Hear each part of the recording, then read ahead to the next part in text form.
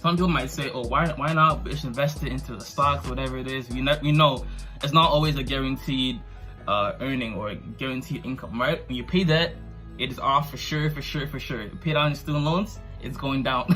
But if you invest in the stocks, obviously, yeah, that's important as well, because you know of inflation, especially with all the money that's being printed nowadays. cough. But pay down debt, and then begin putting in money in some type of index fund, derivative stocks, stuff like that. I do feel like if you are dividing your attention between debt and then also investing, it can make the overall your goals take longer, right? So if you're trying to pay off this credit card debt, focus all your energy, put any extra money towards that as much as possible.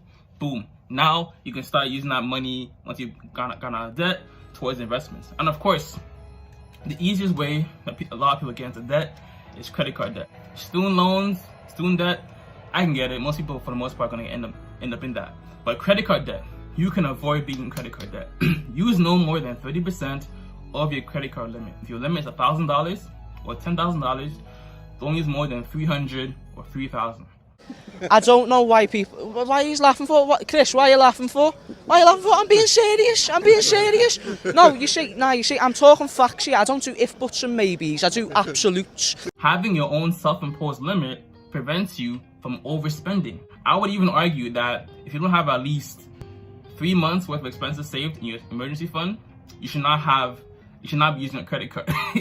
So let's say your monthly expenses with rent ends up being about $1,000. Just say it's $1,000. You should have at least $3,000, maybe $3,500, $3,000 to $6,000 saved up in your savings account before you start using your credit card. The financial discipline that it takes to save money prepares you to use your credit card responsibly. The thing that a lot of people don't understand is that not only is paying a credit card on time by the credit card due date important, but also credit utilization. So for example, let me do a quick rundown. For me personally, my payment due date is usually the 5th of each month. So the next one coming up may be about May 5th, right?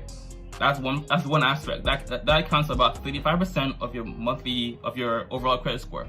But the second part, 30%, is credit utilization. So the statement date is when your credit card balance gets reported to credit bureaus, which for me is usually the 12th of each month. So you want to ensure that your overall balance on your credit card is below that 20% margin, I would say, so that your overall credit utilization is low, right? So again, if you have a $1,000 limit by let's say the 10th or the 9th, or three or 4 days before the statement closing date, you want to pay it off or pay it down below 20% by the time the credit bureaus are told of your report. Stuff like that. That's how you're able to not only manage your credit card well, right, so you don't get into credit card debt, but also so that you can get the best interest possible on mortgages, stuff like that.